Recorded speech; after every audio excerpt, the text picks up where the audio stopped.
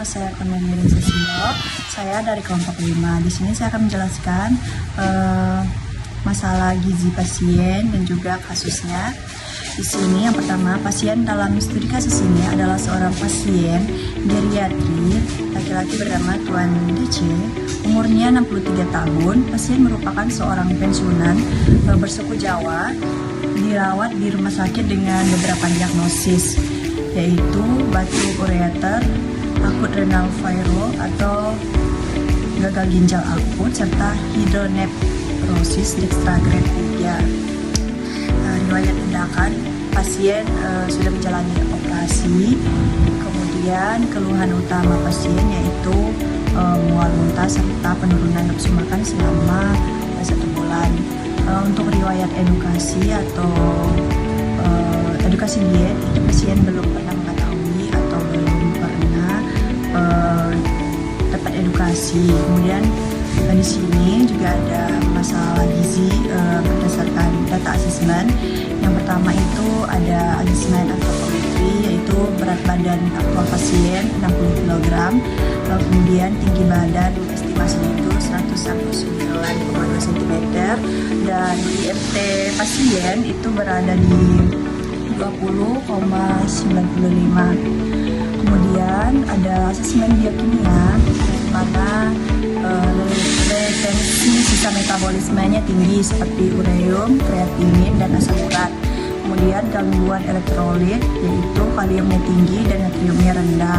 Kemudian di sini ada anemia dan profil darah, yaitu hemoglobin, hematokrit, eritrosit, dan trombosit semuanya berada di nilai rendah.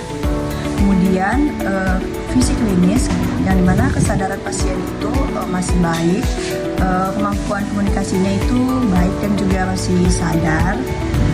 Lalu ada tanda klinis retensi cairan, di mana terdapat manifestasi klinis berupa asites dan edema, yaitu edema atau pembengkakan pada tangan. Kemudian penurunan volume BAK secara drastis serta kondisi penurunan fungsi ginjalnya. Kemudian di sini ada tanda-tanda vitalnya seperti denyut nadi, yang dimana denyut nadinya itu 81 kali per menit, suhu tubuhnya 37 derajat Celcius, dan frekuensi respirasinya itu berada di 21 kali per menit. Tekanan darah pasien mencapai 147/70 atau yang bisa dikategorikan hipertensi tahap 1. Kemudian di sini ada riwayat makan atau dietary, di mana pasien ini mengalami penurunan nafsu makan selama 1 bulan, disertai mual muntah. Hal ini berisiko menyebabkan asupan makan pasien itu menurun. Kemudian kebiasaan makan pasien juga sebelumnya lebih sering mengkonsumsi makanan rumahan.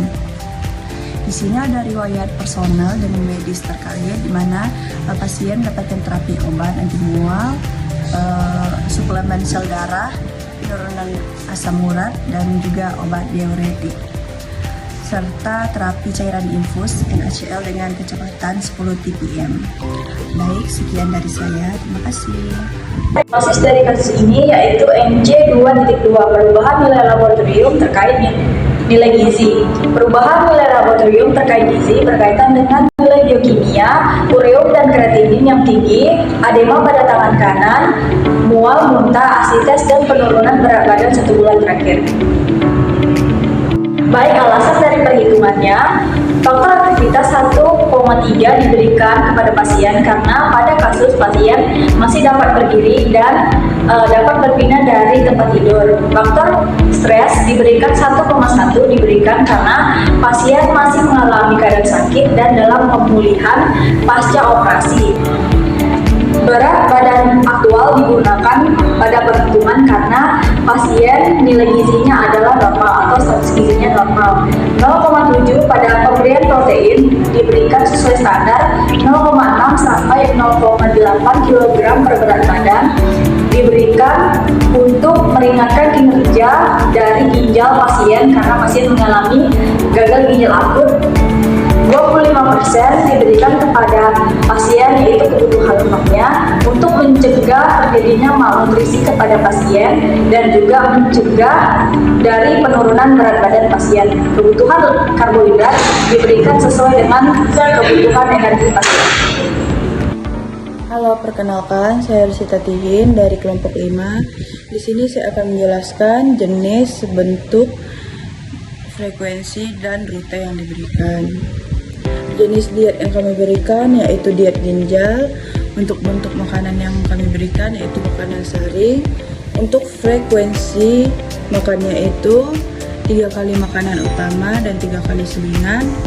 Untuk rutenya itu rute oral. Di sini saya juga akan menjelaskan tujuan dan syarat diet.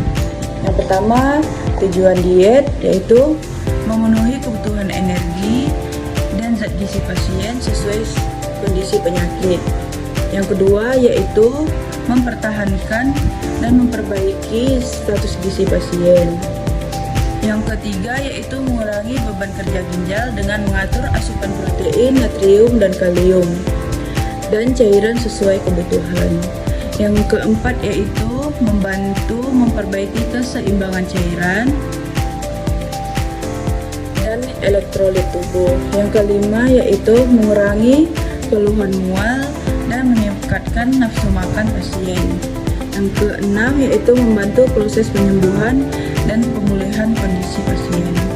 Yang ketujuh yaitu meningkatkan asupan makanan secara bertahap melalui pemberian 3 kali makanan utama dan 3 kali selingan setiap hari.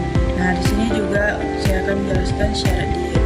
Syarat dietnya yaitu yang pertama, energi 30-35 kcal BB per hari atau sesuai kebutuhan pasien. Yang kedua yaitu protein 0,6-0,8 BB per hari, yaitu rendah protein disesuaikan dengan kondisi ginjal. Yang ketiga yaitu lemak 20-30% dari kebutuhan energi total. Yang keempat yaitu karbohidrat 55-65% dari kebutuhan energi total. Yang kelima yaitu kalium dibatasi bila kadar kalium darah meningkat dan disesuaikan dengan hasil laboratorium. Yang ketujuh yaitu cairan diberikan sesuai keseimbangan cairan tubuh dan produksi urin pasien. Yang ke-8 yaitu vitamin dan mineral yang diberikan cukup sesuai kebutuhan pasien. Yang ke-9 yaitu makanan mudah dicerna, tidak merangsang saluran cerna, dan disajikan bervariasi untuk meningkatkan nafsu makan pasien. Di sini saya juga akan menjelaskan monitoring dan intervensi, yang dimana hari ke-1 yaitu NI 2.1 asupan oral tidak adekuat terkait mual dan muntah.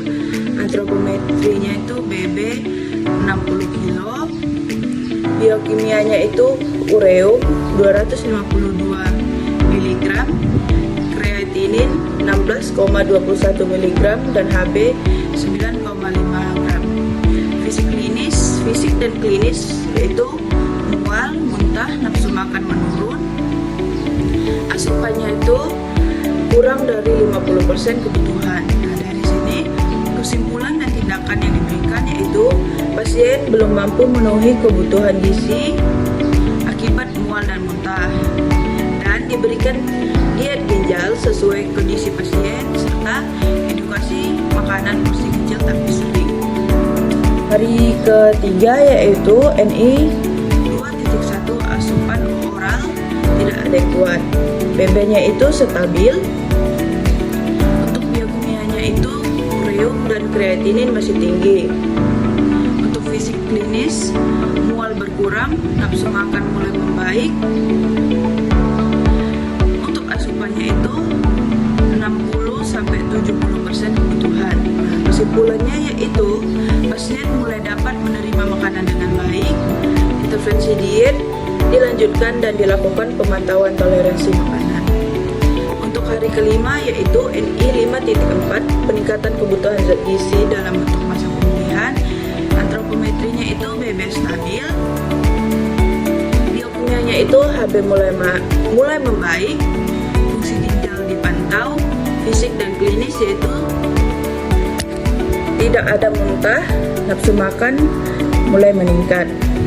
Hari ketujuh yaitu diagnosis membaik, antropometrinya itu BB-nya meningkat, biokimianya yaitu ureum dan kreatinin menunjukkan penurunan, fisik dan klinisnya itu kondisi membaik, pasien lebih aktif.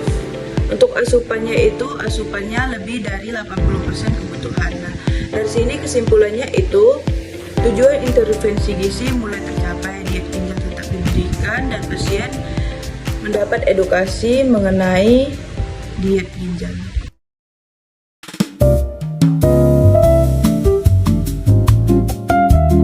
Baik, yang pertama kita siapkan dulu bahan-bahannya. Untuk pembuatan bubur, di sini bahannya yang pertama ada ayam bagian dada 40 gram, daun katuk 25 gram, wortel 50 gram, beras 50 gram.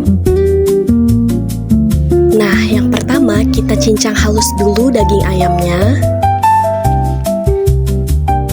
Kemudian kita iris atau potong daun katunya menjadi beberapa bagian. Nah, untuk wortelnya sendiri itu diparut sampai bentuk wortelnya seperti ini. Selanjutnya, rebus air dan masukkan nasi yang telah dibuat sebelumnya. Oh iya, sampai mendidih ya. Jika sudah mendidih, masukkan ayam yang sudah dicincang. Jika ayam sudah lemah, kita masukkan lagi wortel yang sudah diparut. Jangan lupa untuk tambahin garam secukupnya.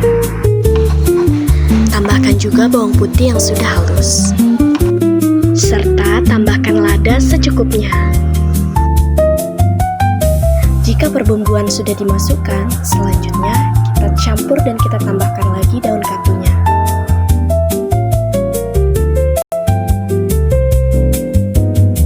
Nah, jika rasa bumbu sudah pas dan buburnya sudah matang, maka boleh diangkat dan disajikan di dalam mangkuk. Nah, selanjutnya pembuatan puding, yang dimana bahannya itu ada agar-agar 2,5 gram dengan vanili 1/2 gram, susu UHT 450 gram, serta gula secukupnya dan apel 1 buah. Pertama-tama kita blender dulu buah apelnya. Setelah apelnya di blender, tidak lupa juga kita saring ya apelnya. Selanjutnya kita masukin agar-agarnya. Kemudian kita masukin vanili.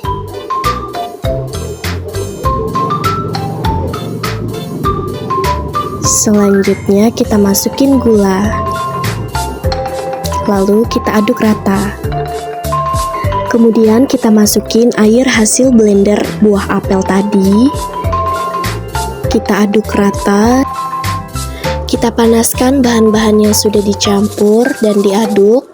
Kemudian kita tuangkan susu UHT. Selanjutnya kita tambahkan buah apel yang sudah disaring. Lalu kita aduk kembali. Jika sudah matang dan mendidih, kita langsung taruhkan ke wadah yang sudah disiapkan ya.